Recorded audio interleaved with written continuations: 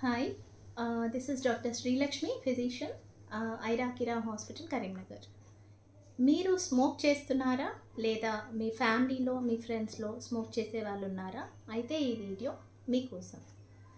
Smoking, దాని importance of stopping smoking అంటే పొగ తాగడం ఆపేస్తే మనకు వచ్చే అడ్వాంటేజెస్ ఏంటి అనేది మనం ఈ వీడియోలో తెలుసుకుందాం. సో జనరల్గా స్మోకింగ్ చేస్తే అంటే పొగ తాగితే మనకి ఫస్ట్ ఆఫ్ ఆల్ ఏ రిస్క్లో పడతాం. క్యాన్సర్ రిస్క్ అనేది అందరికీ తెలిసిందే. సో అందరికీ వస్తుంది, వచ్చినప్పుడు పోదాంలే అనుకుంటే మాత్రం తప్పు. ఓన్లీ క్యాన్సర్సే కాదు, మనకి గుండెకి సంబంధించిన ప్రాబ్లమ్స్ కూడా చాలా రిస్క్లో ఉంటుంది.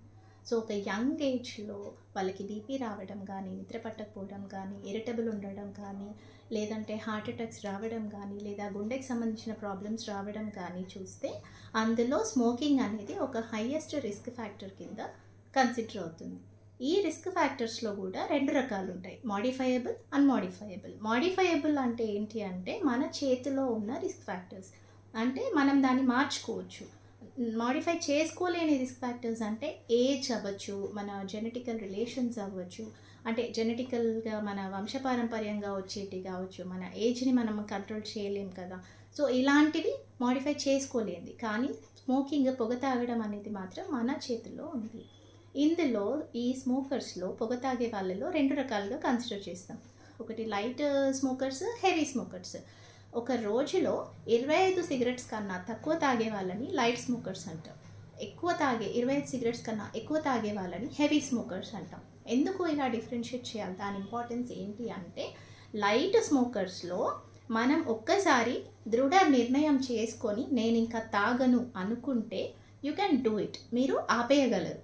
అదే ఎక్కువ స్మోక్ చేసే వాళ్ళు అలా అనుకున్నా కూడా వాళ్ళ బాడీ ఆల్రెడీ వాటికి అలవాటు పడిపోయింది కాబట్టి you can't just stop like that. మీకు బిహేవియరల్ థెరపీస్ అవసరం, ట్యాబ్లెట్స్ అవసరం, చూయింగ్ గమ్స్ లాంటివి ఇస్తారు, ఈ సిగరెట్స్ అనేవి కూడా ఉన్నాయి. సో ఇలాంటి ఆప్షన్స్ అన్నీ యూజ్ చేసుకొని మీరు స్మోకింగ్ని ఆపడానికి ప్రయత్నం చేయొచ్చు.